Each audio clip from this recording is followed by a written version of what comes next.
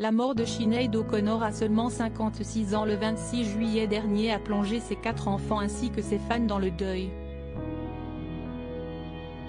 Une terrible nouvelle qui a eu pour conséquence de remettre les albums de la chanteuse sur le devant de la scène. Le magazine Billboard a indiqué que le streaming de titres de l'iconique interprète de Nothing Compared to You a augmenté de 2885% aux États-Unis dans les jours qui ont suivi son décès.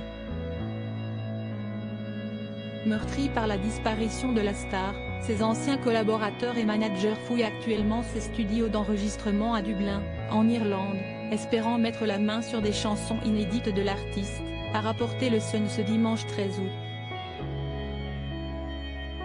Sinéad a sorti 10 albums en studio, mais elle était aussi une auteure et une artiste prolifique, qui venait en studio chaque fois qu'elle était inspirée. Souvent, ces enregistrements restaient inachevés, puisqu'on pensait tous que Sinéad serait de retour à un moment donné pour les terminer, a confié une source proche de la chanteuse. Et de poursuivre avec tristesse, malheureusement, ça n'arrivera pas. Mais comme Sinéad a travaillé dans tous les studios de Dublin, il pourrait y avoir des sons incroyables que nous n'avons pas encore entendus. Si les anciens managers de l'Irlandaise trouvent ces enregistrements, il se pourrait qu'un album posthume voie le jour. La chanteuse avait par ailleurs travaillé avec de grands noms de la chanson tels que The Edge, Peter Gabriel ou encore Massive Attack. En 2005, elle avait sorti son album Collaboration, incluant 17 titres enregistrés tout au long de sa carrière avec ses confrères. Et ce n'est que la partie émergée de l'iceberg.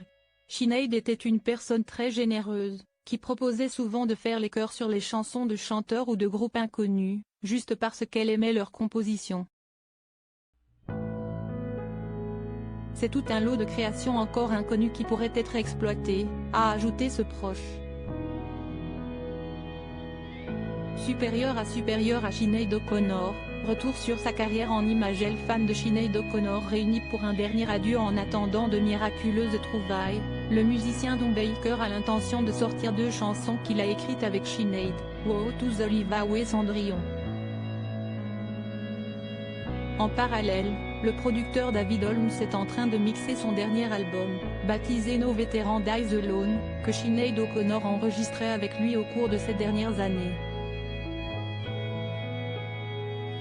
De quoi apporter un peu de réconfort à ses fans, qui se sont réunis par centaines pour lui adresser un dernier adieu lors de ses funérailles le 8 août dernier. Tous se sont retrouvés dans le village de Bray pour une procession funéraire le long du front de mer, marchant au son des plus grands titres de l'artiste, de nombreux visages marqués par les larmes. Crédit photo, Denis Uliana Pacific Presse //.